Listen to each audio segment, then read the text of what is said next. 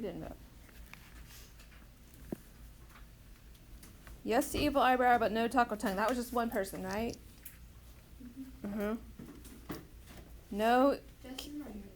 I know, but I counted 19, including me. So we should have 18. Let's see. Coming back to it. All right, so if we total up our columns, we have 15, we have 4, 18, 1, and 19. Okay, easy enough, right? So let's convert this information into our Venn diagram. So when you do a Venn diagram, I know it's been a minute since you've done these, maybe from middle school, I don't know. You're always going to start with the overlap because you don't want to count those people more than once because there's only one of them. So how many people, well, let me back that up. What does the overlap represent in this diagram? Left top box, which is what? Yes, taco tongue, yes. Yes and yes, right? They can do both. So how many of us could do both? 14. That's what goes in the overlap section.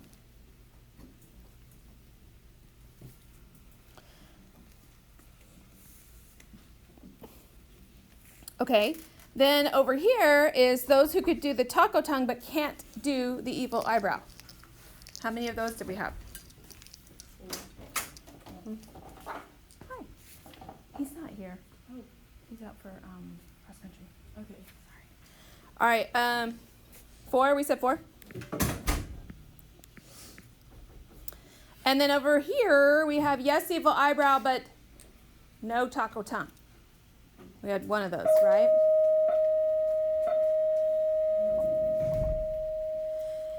And then how many could do neither? 0. So that part, the no-nos go on the outside. Can't do either, all right? And generally it's always going to follow this pattern. But when you start to diagram a Venn diagram, start with the overlap. Because what I want you to notice is this. This total right here, 15 doesn't show up on the Venn diagram, does it? But it is there because it is the total of this whole circle. If this whole circle represents all the individuals that can do evil eyebrow, if you add up the 14 and the 1, that adds up to 15, right? So the total is represented, it's just not shown as 15 because we don't want to count these 14 people twice. Checking with me? The same thing is true with the 4. The 4 would be, no, not the 4. I wanted to do the 18. The yes to the taco tongues, it's the sum of the overlap and the non-overlap of that circle, all right? So keep that in mind. Sometimes when you read the question, they just give you parts of those answers and you have to figure out the rest, just subtracting. So let's do some probabilities. All right, suppose we randomly choose from the class. Find the probability. Probability that it's a yes to taco tongue. How many yeses to taco tongue? Out of how many do we have? 18 out of 19. And you can leave your answers that. You don't have to make it a decimal. You can leave it as a fraction. Even an unreduced fraction is legal in this section. Okay? What about yes to evil eyebrow?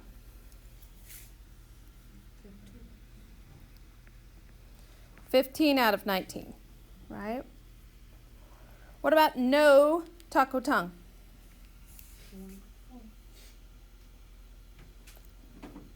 No taco tongue? It's just 1, right? And then no evil eyebrow? There's 4 of us. All right. Notice the taco tongues, the no and the yes add up to 1, don't they? Because you either can or you can't. Same thing with the evil eyebrows, right? You either can or you can't. So now we get into the combinations, the ands. All right, yes to taco tongue and yes to evil eyebrow. What was that number? 14. Good. That's the overlap, right? 14 out of 19. Then look at yes to evil eyebrow and no to taco tongue. 1. There's only 1. Yes to taco tongue, but no to evil eyebrow. 4. And the no-nos? 0. That was a 0. 0 out of 19 is just 0. Okay? Easy peasy. All right. Pretty simple, right? Okay, so let's just keep going. Find the following probabilities. We kind of did this one. What was yes to evil eyebrow? 15. That was 15 out of 19, right? What's no to evil eyebrow? 4 out of 19. Yes to evil eyebrow or no. 19. So when you see or, remember or is going to be adding. So yeah, 15 out of 19 plus 4 out of 19. That's what we were just saying. This adds up to 1, right? You either can or you can't. Pretty basic, pretty basic. So now we're choosing again, little differently. Yes to taco tongue, we said was 18. And yes to evil eyebrow was, okay. Now it says yes to taco tongue or yes to evil eyebrow. What do we do with ors? We're adding. So we're going to do 18 out of 19 plus 15 out of 19. But what? That's going to be 33 out of 19. Is that a problem? Yeah. Yes. Why is that a problem? Because it's more than the whole. Yeah. It's greater than 1, so something is wrong. What is the problem with this? The what? The overlap. We counted all the people in the middle that can do yes and yes twice, right? So we have to then subtract the overlap. And we said the overlap was 14?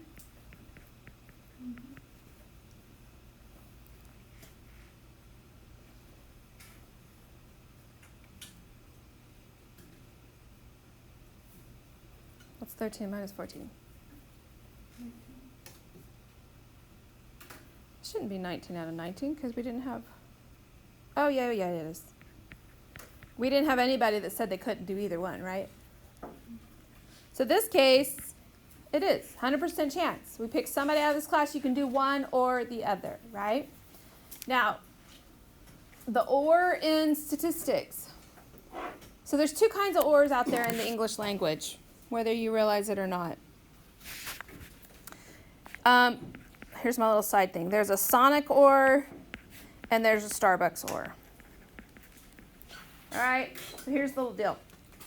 Sonic, if you go to Sonic and you order your burger, they're going to say tots of fries, right? And you choose how many? You only choose one, don't you? You only get to choose one. However, if I go to Starbucks and they say, do you want cream or sugar? I can say both, can't I? It's a both. Or both is an option at Starbucks. So in probability, it's always a Starbucks or it's not a Sonic or. So that means when they say taco tongue or evil eyebrow, you also count those who can do both. You with me? Mm-hmm. All right. Moving on. To a table Venn diagram. So this is just translating a table to a Venn diagram. So we're going to draw in a table, event A, not event A. This is very generic. Event B, not event B.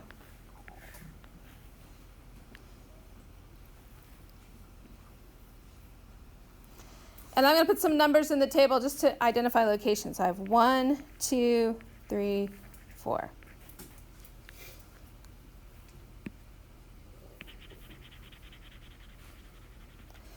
And then I translate this to a Venn diagram.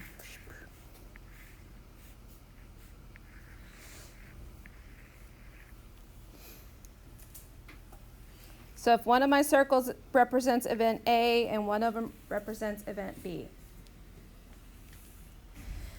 So each of those 4 values in the table has a place it lands in your Venn diagram.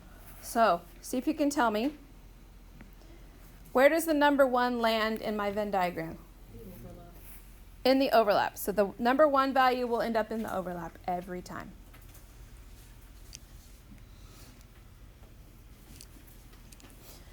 Which one of the numbers ends up outside the circles completely? 4. Good. 4. That's the no and the no, right? All right. What number is going to fall out in in circle A, but not in the overlap? Yes, the 2, because it's A, but it's not B, right? And then that leaves number 3 over here in the B circle, but not in the overlap. All right. This is very, very generic, but get you there. Now, the general addition rule, here it is. It says if A or B, we add them up, but then you have to subtract the overlap. Okay? A couple days ago, I gave you this rule, but we didn't have the overlap issue because we were dealing with mutually exclusive events, that there was no overlap. So there's nothing to subtract. Okay? It's essentially the same rule, but this is what happens if there is an overlap. You got to subtract. If events A and B are mutually exclusive, they can't occur. So this is just recapping. The probability of A or B is 0. So the probability of the probability of A and B, is the probability of A plus the probability of B. That's all it is. Now, symbolically, you're going to start seeing some symbols come up. All right? So if you see and, the symbol for and is like a rainbow. Okay? It looks like an A without the horizontal, so that's the and. The symbol for or is a U. Neither word is that hard to write out, but we do have symbols in math for it, and an or. All right? So you can use words or symbols as long as your symbols are well defined, and that's how we're going to define them. All righty? So, I'm going to give you a minute. I want you to try this application question. Okay? You're going to be drawing a Venn diagram based on the information. If you get stumped, it's okay. We're learning. Okay? I'm going to unstump you before you leave for sure. Okay? And then in plain language, explain the symbols on B. You can do C and then D. All right? I'm going to give you a couple minutes to do that, and then we'll recap. Explain in plain language what P of O to the C superscript means. What does that actually mean? People that don't like the over. Yep. It's the probability of a student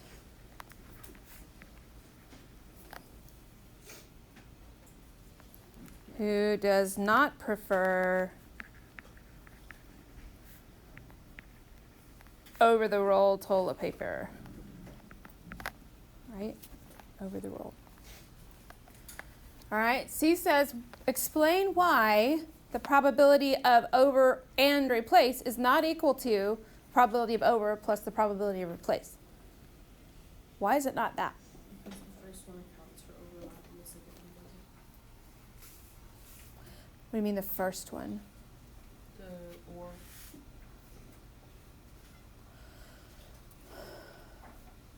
It could account for overlaps, but the way this equation is written, it doesn't, right? So what would need to happen here to this equation to make it right? Subtract the overlap, okay? So why doesn't it work? Because the events are not mutually exclusive.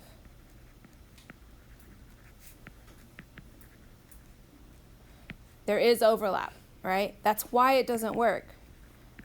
Okay, then it says find it to the probability of O or R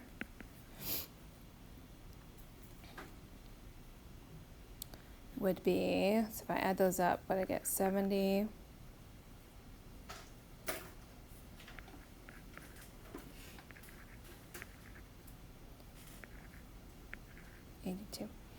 Probability of over was what? 58 out of 116 plus 82 out of 116, and we subtract, not 58, is it? 70. It's 70 here, and then 58 on the end. Sorry about that. 70 minus the 58 out of 116. All right, and then that gives me 94. Does that sound right? Yeah? Okay. That gives me 94 out of 116, which is a legit probability. It's less than 1, right? And positive. So we're good. Now, write the event does not replace the role. So let's start there. Does not replace the role. And rainbow prefers the paper rolls over the roll. That would just be O, right? In symbolic form, and then find that probability. Okay? So let's look at our table. Does not replace the roll, and over is how many out of the 116? Yep, this is 12. Can we deal with it? Not bad, hey? Right?